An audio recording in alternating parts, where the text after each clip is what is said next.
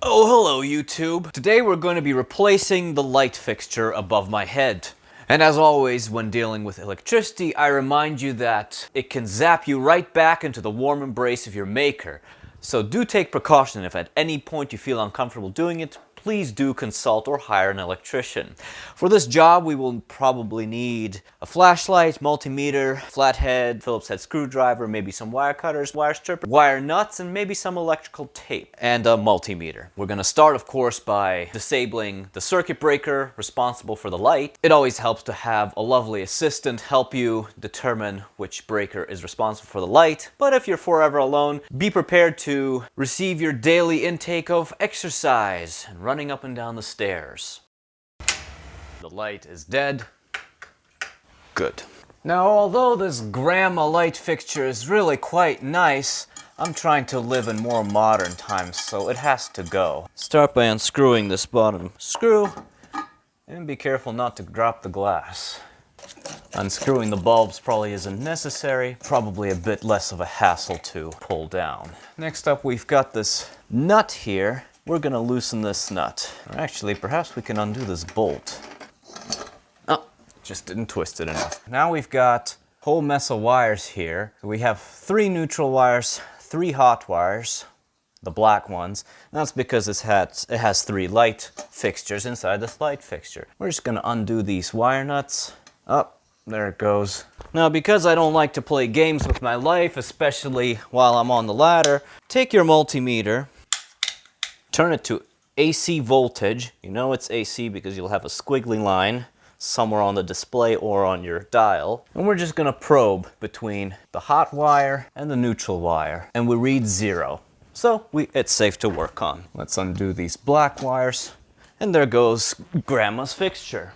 Next up, I have this lovely, lovely fixture from Hampton Bay because I like going to the beach, which is just held on by 2 flathead screws.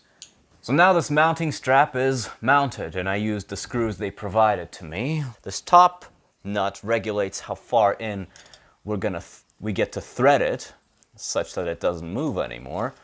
So we're gonna thread it into the mounting strap and secure the nut.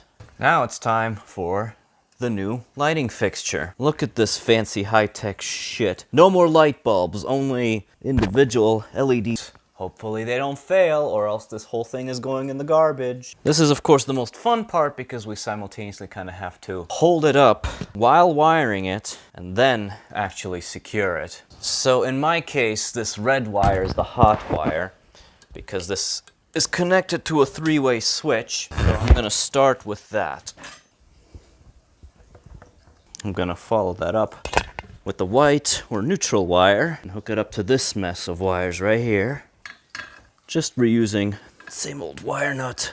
Right, yank on the both of them, make sure they don't rip out, nice and secure. Now, let's do this ground strap here. Wrap it around this green screw.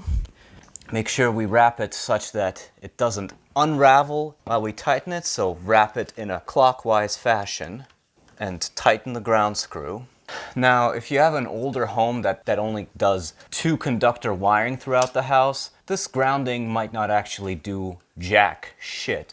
So you have to check with your home and make sure that there's actual grounding at this box. Now then, I have this nut handy. We're going to... Actually, before we do anything, I like to go the extra mile and annoy future electricians by wrapping these wires with electrical tape. Why? I don't know. It really just gives me a little bit more peace of mind. But I also like to think that in the case that the roof ever leaks, and happens to leak on this light fixture, this electrical tape will provide a little bit of protection against that issue, such that things don't just short out. But maybe that's just an old wives' tale, and this is completely moot point. We're gonna tuck away this neutral to the recess, same with the hot wire. Now, we get to do the fun part of trying to align the hole with the bolt.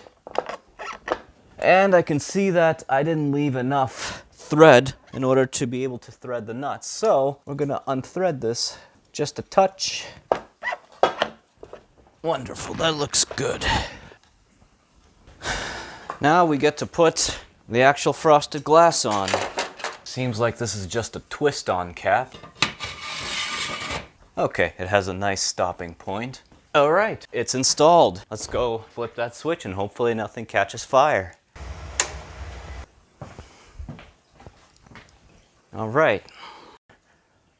Look at how much brighter the room is. And that's all I have for you today. We got rid of Grandma's light and kicked this kitchen's ass into the 21st century. As always, play it safe with electricity. Turn on that like button, electrocute that subscribe button, and I'll see you next time.